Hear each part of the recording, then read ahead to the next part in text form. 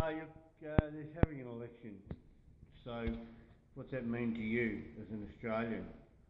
Well, they make promises and commitments that they're going to do things, and when they finally get in, that they don't do anything. You know that as an Australian. If you've been involved in politics, you know that whatever commitment that they make to you is a false commitment. It's a commitment so they get back into office, that they get back into power. And that commitment is almost breached as soon as they get in, because the first thing that they do is they say, oh well, either party left it in a worse condition than it was before we got in, so we didn't realise how bad it was, so therefore we are going to break our commitment on how to fix it up. Now, that's just how it is in the Australian political arena. Why is it like that? Because it's been set up to be controlled by the multinational organisations that pay into political bank accounts, so they can expose Australians to as many things as they possibly can, such as formaldehyde and different poisons like Roundout and all these products that have been banned overseas, to kill as many Australians as possible, to kill as many little children as possible, to give everybody cancer, so they can have a bigger turnover of their drugs and a bigger turnover of their poisons. Now, it seems a bit out there, but it's true. You just look at how many people that you know personally that are dying of cancer and that have got cancer. You look at all the little kids that have got cancer and all the mums that have had miscarriages. Now, we need to protect this country. We need to make a stand and stop this corruption, and we need to hold fast in relation to how we live as Australians. Not run by multinationals and not murdered by poisonous companies and not allowed to be exposed to hazards or potential hazards. Now, who has responsibility and what can we do about it?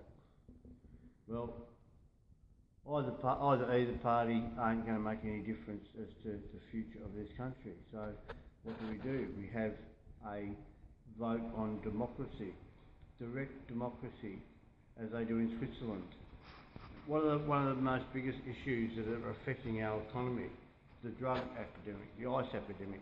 How do we fix that? Well, Portugal in 2001 had introduced a system where they decriminalised illicit drugs, and since then they've had a positive effect on their economy. The drug usage has gone down, the criminal activity has gone down. Now, we as Australians need to have a system of government where it completely changes for the benefit of all Australians. So you think about that. We need to become a republic and vote for a direct democracy. Well, direct democracy means that you have the right to vote for a law. Every law is up to you as an Australian to vote on, not the laws that they implement to support the drug companies and the poisons companies and the multinationals and the political bank accounts. We need to have an economy that helps us as Australians and be able to set a foundation for the rest of the world. As it is at the moment, it is totally suited to the politicians and totally suited to the multinationals and totally suited to China and anyone that's done a deal with our politicians, anyone that's done a deal with people that have got certain portfolios and their bank accounts. And they're the people that are guilty. They're Australians, for God's sake.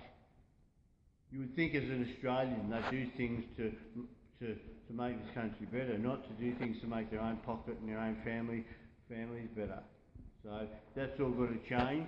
We have to have a policing agency that is united, that is able to investigate all this corruption that I am talking about.